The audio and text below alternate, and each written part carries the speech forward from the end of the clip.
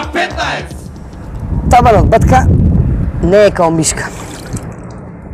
И поред тоа, што ако и они мишката не се перат подугачко време, попримаат слични особини, разбираш.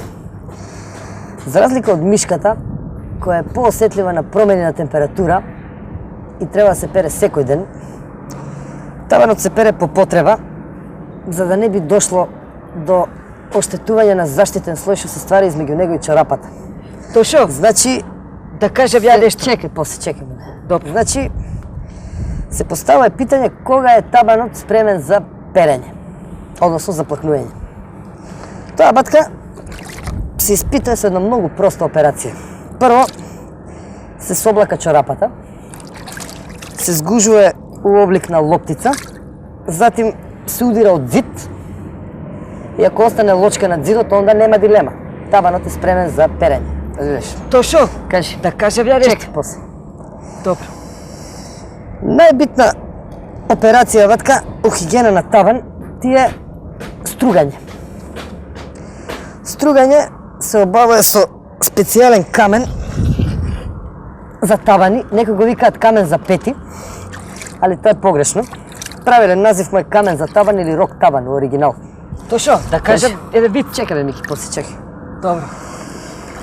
Го има у сите големини, уопште не е скуп и у сите могучи форми и тоа у зависност дали се користи за стругање на нормален или на дуст табан.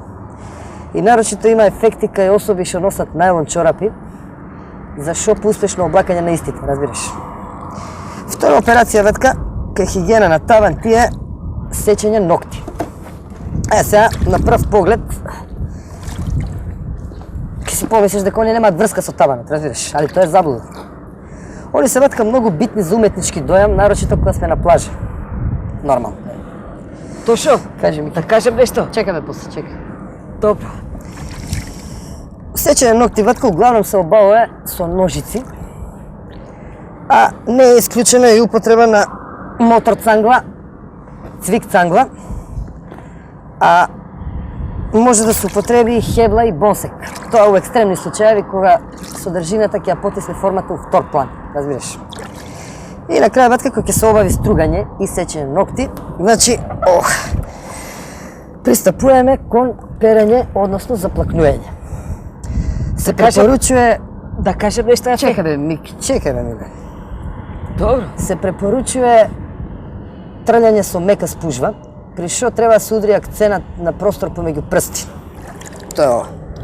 Пошто таму обично има најголема концентрација на непожелна содржина, разбираш.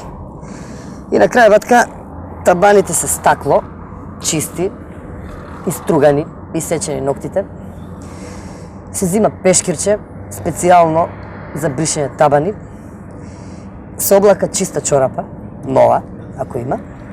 И она е батка спремна за наредно ударање од зид. Да кажем себе виц. Ајде бе, Мики, кажи, аман.